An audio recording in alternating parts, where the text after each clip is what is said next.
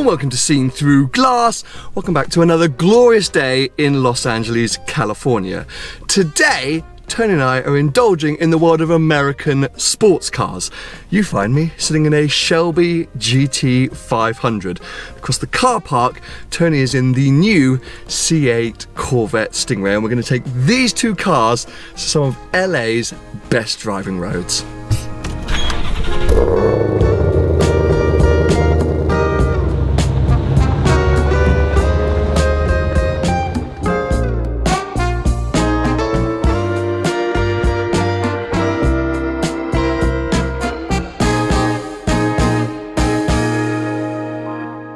Now, if you've been watching my videos from here in LA, you'll know that so far, Tony and I have been using a huge Cadillac Escalade V-Series as our daily. It's actually been kind of awesome. It's genuinely massive, but really cool and very America.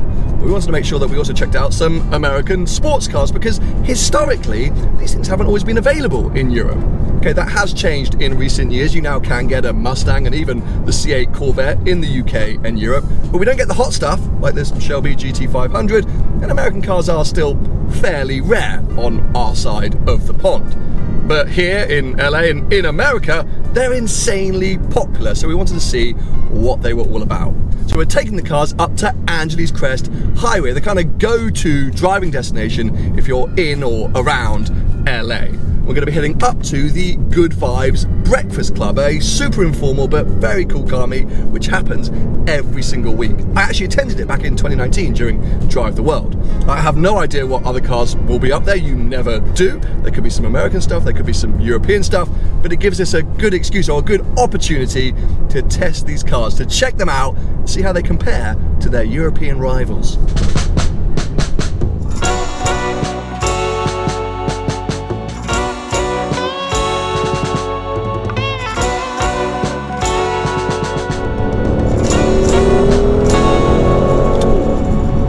I've got to let you in on a little secret.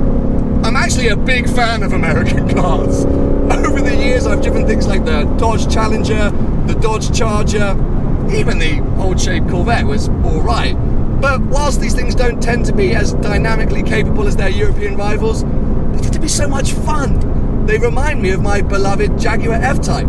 They're often overpowered, and shouty, and just full of personality, things that I love in my cars. I'm not about setting Nürburgring lap records or carrying a high average speed around corners. I just want to smile. And this GT500 is making me smile. It is one of the loudest and most stupidly overpowered cars I think I've ever driven. It's got circa 700, maybe over 700 horsepower from the 5.2 litre V8. It's all going to the rear wheels. And I mean, it's all about straight line speed. And actually braking. The brakes in this are pretty good, which is nice because you do tend to pick up quite a lot of speed on the straights, and you need to scrub that off before you head into a corner because, yeah, the cornering is interesting. You just have to be patient. It's just a bit squidgy. It's got to be patient. There's a lot of understeer going on, so you just scrub off the speed, set the car up, turn it in, wait, and then get on the power because, well, if you turn in too aggressively or carry too much speed, you go straight, and if you get on the power too soon, you spin around into a tree and die. So you have to kind of think as you drive, but that's good.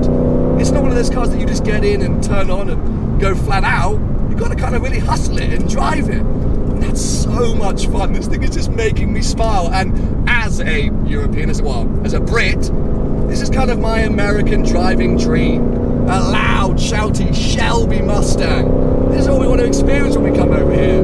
I don't care that I've got a 997, 911 up my arse really hustling me. And I've got to be honest, that mid-engine Corvette from back here isn't doing a lot for me. I'm happy in the traditional format. Big engined, big front engined, rear wheel drive, iconic looking Ford Mustang. Oh, look at this thing. Oh, okay, and brake. Oh, there's another 911. Lots of Porsches up here. This is like Porsche territory. But I'm not ashamed, I'm not embarrassed to be in this thing. It's fine, it's great.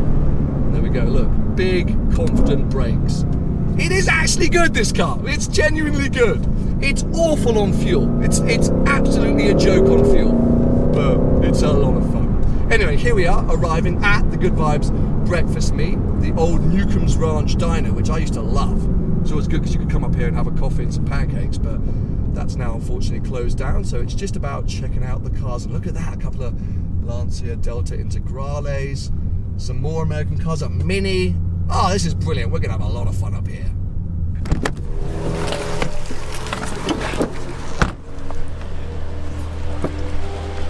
How was that for you? It's alright, mate. It's pretty chill, wasn't it? Pretty chill. I was flat out. Was you? I was doing 10 tenths. Oh, I was no. like holding on for dear life. Oh, no, I was cruising. You're cruising? How are you finding this beast? How are you finding the orange beast? Well, I tell you what, it's alright, mate. It's just like okay. Okay. Like steering's a bit numb, gears are a little bit slow, but it is like okay when you consider how much money it is new.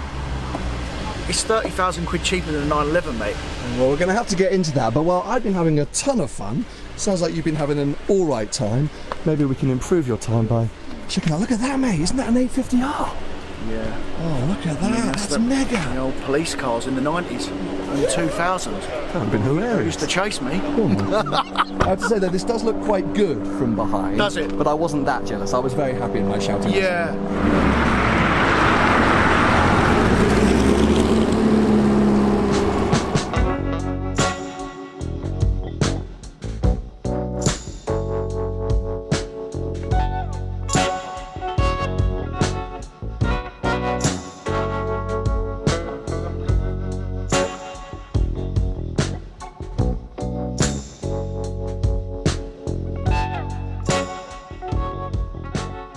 Well, we've moved about 5 minutes up the road from Newcomb's Ranch and left the breakfast meet because we wanted to find a nice quiet spot to tell you a little bit more about these two cars and why we chose these two American sports cars to compare. Because of course, these days, there's lots of fruity, sporty American cars to choose from. But as I was saying on my drive up here, there's something fairly iconic about a Shelby Mustang. And considering that this C8 Corvette is coming to Europe, I think it was a more relevant choice than, for example, the latest generation Cadillac ATS or CTS-V, which I was very keen to experience, or the big old Camaros. I think it's the 1LT or the 1LE. I get confused with the Camaros, but as cool as those things are and as cool as the Dodges are, these are the two cars that we kind of, well, firstly wanted to experience the most ourselves, but also thought was most relevant to the wider, more global audience. But also because, as Tony mentioned just a moment ago, these cars represent very interesting value propositions in comparison to the European rivals in Europe and here in America. Both these cars are priced nearly identically at around $76,000, $77,000. They can be cheaper if you don't get them in GT500 format, or I think that's the 3LT Stingray. Anyway, they're priced identically. It's the top one, apart from the forthcoming Z06. But that means that they're probably 30 or 40 grand cheaper than European rivals. Than an M car or a 911, that sort of thing, yeah. Which they're both kind of pitched against. So it's interesting for Tony as a car dealer and me as an enthusiast to firstly just experience these cars, but also try and understand if it's just the value that makes them so attractive to Americans, or whether they actually represent just a bit of a steal for all of us. I think a bit of both, mate.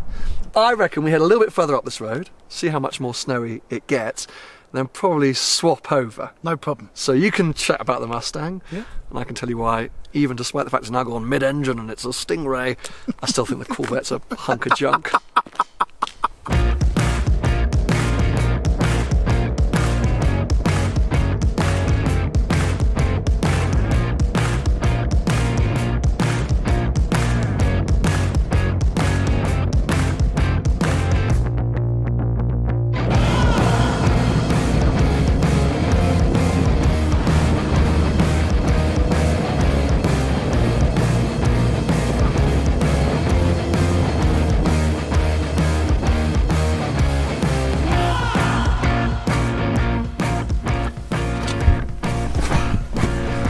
Right then, welcome inside the C8 Corvette Stingray. Now, very long-term viewers of this channel will remember, despite what I said at the start of this video, I've never been a big fan of Corvettes in general. Actually, apart from the 60s Corvettes. The more modern variants, and especially the C7, the predecessor to this car, never really did it for me. Driven it a few times, and I actually made a video talking about how much I disliked it, which didn't go down too well. And this element of this video is probably not going to go down too well either, because I don't like this car. Firstly, in my personal opinion, I don't think it looks good. I don't like the design of it. I don't like the styling of it. It doesn't hark back in my mind to any previous iteration or generation. And I thought the sort of front engine rear wheel drive setup was a bit cooler, a bit better. This is too angular for my mind, and I don't like that dodgy rear wing. I think the interior is kind of awful, and a bit overcomplicated and unattractive, and it's that kind of stereotypical American interior thing of it all feels a bit cheap and plasticky and not very nice. But on top of that, and for me the most disappointing part of this car, is the driving experience. For me, it's all a bit numb.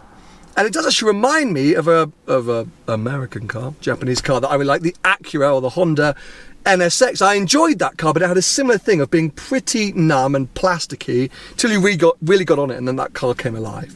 And to give this car, you know, fair crack, I haven't really got on it yet. Today is going to be the first opportunity, but I'm looking at that Shelby Mustang, quite sad that I've had to hand the keys over to it. So anyway, here we go. Let's get ourselves comfortable. It's a biker giving it large. Come on, son. Yeah, make ourselves comfortable, and I guess head on down the Angeles Crest highway and see if I can bond with this thing anymore. 495 horsepower, another big old V8 engine. Arguably doesn't sound as good as that, but you know, maybe I just haven't figured this car out yet. Manual mode, Z mode, thumbs up to Tony. Off we go.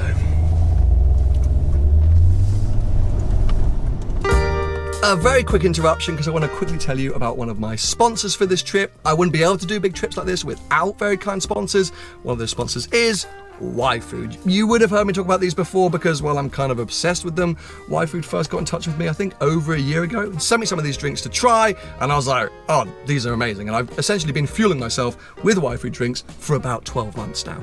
With the amount that I'm out and about, filming and doing trips like this, I often forget to feed myself and feed myself well, which makes me hangry, hungry, and angry. And when I'm hangry, I can't film. I lose the ability to do so. So I always have these Y-Food drinks with me. In the video that you're watching where we took the GT500 and the C8 Corvette up to the top of Angeles Crest, well, there's no restaurants up there. There used to be one, but it's now closed, which meant that we took some of these Y-Food drinks with us to keep ourselves refueled. These fill you up for about 3 to 5 hours, but they're also full of goodness. It says right so on the bottle, 26 vitamins and minerals, high in protein and fiber, lactose-free, gluten-free, and no added sugar. I've even managed to get Tony hooked on these. Yes, you have. Yes, I have. The peach lassi flavour is amazing. They also do a cold brew coffee, which, as you can imagine, I'm obsessed with. If you use the link in the description, you can get yourselves some Y-Food drinks. I highly recommend you check them out if you're like me and Tony, constantly running around and busy and forgetting to fuel yourself and fuel yourself well. So yeah, go check out Y-Food. For now, back to the video.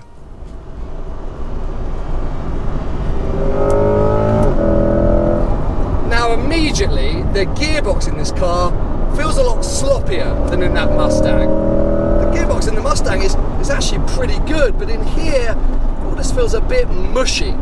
Now, we have to remember that this is not the best iteration or the top version of the new Corvette. That is the best version of the old Mustang. So it's not really fair to directly compare them, apart from the fact that they are very similarly priced.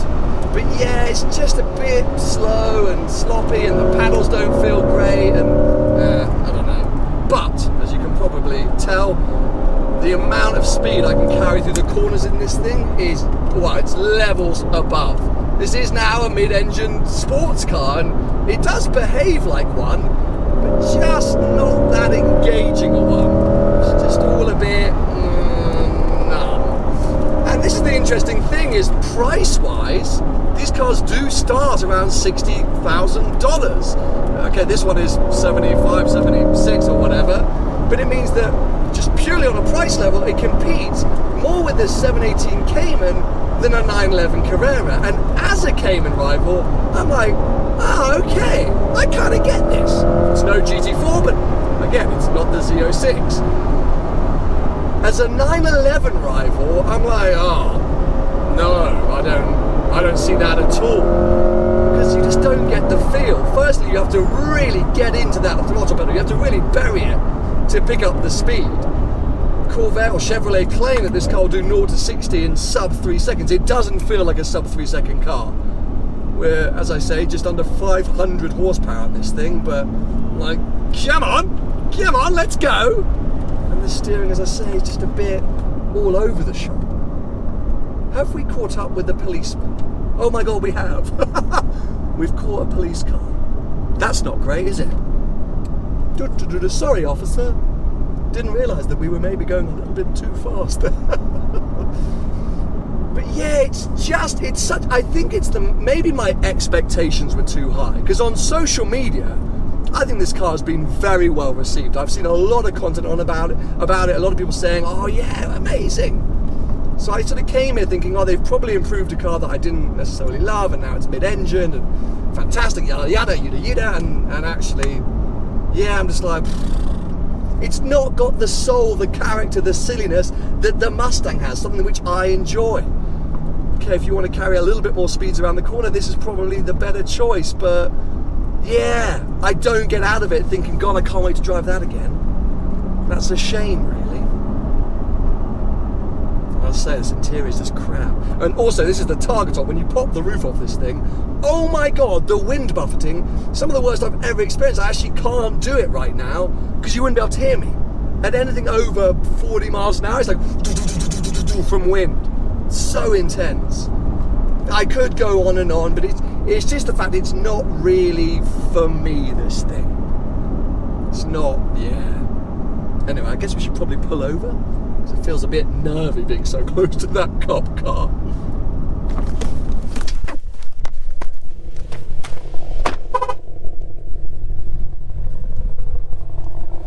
Probably not a great idea to follow the cop car down the hill. I was like, maybe we should pull over. We can outrun him. How are you finding this?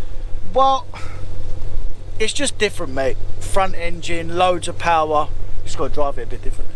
It's fun though. No, it's fun. It makes a lovely noise, but it's not a bit of me. Would you rather switch back? No, mate. If you want to drive that old, I'll drive whatever. I don't care. I'm having a lovely time. I'm in LA in the sun, the canyon run. I'd almost rather switch back. You can switch back if you want. No, we'll go a little bit further. I've got to give this car a chance somehow. But okay, boy. I'm still not fussed by it. It just leaves me a bit cold. It is good getting into it from this. It is good, like around the corners and stuff. The handle's miles better. But I don't think the brakes are as good, the gearbox isn't as good, and it's just not as engaging. You're right, the brakes aren't as good, the gearbox isn't as good, that's right, but it does handle, we carry a bit more speed in that car. This is death. So we'll go that way, and then we'll turn right. If you catch the cop car, good luck. I'll get him in 3 minutes, mate. Okay, good luck, see you later. Have fun, bye!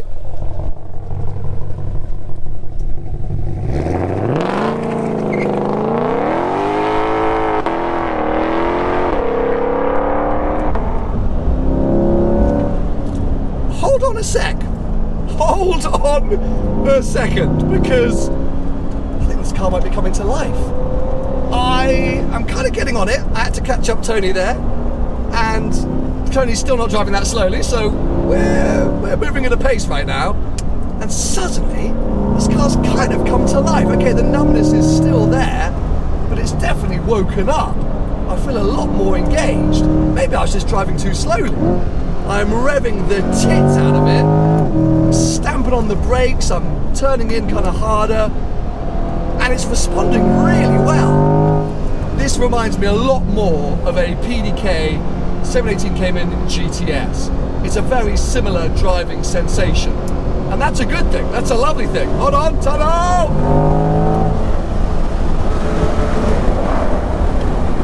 Okay, a bit of a fail in the tunnel there. I was at the red line and nothing really happened, and Tony also didn't rev his car, so anyway, let's carry on. But yeah, it's hard to explain because the rest of the time this car did nothing for me, but now we're really ragging it. I think it's pretty good actually. It's just all a bit too soft, that's all, but we can get around that, I'm sure.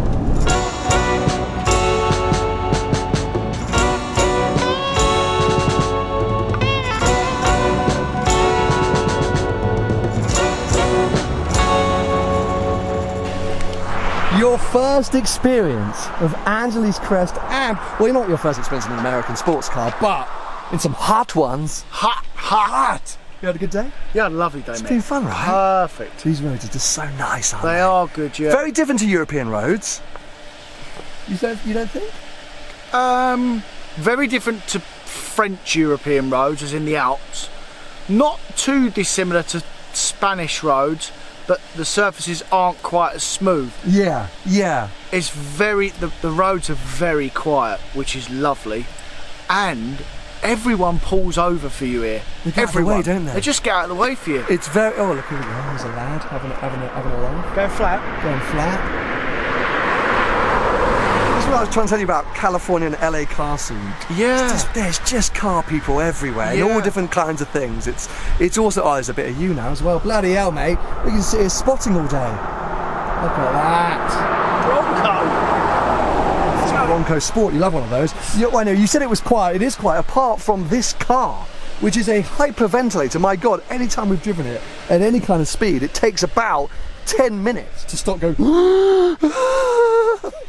Well, look, the new M5 does that. There's a few cars, RS6 do that. Yeah, there's they a few just cars need a that little, do that. little breather, you know? But I have to say, I enjoyed that a lot more once I kind of picked it up by the scruff of its neck. You got to really throw it around, like.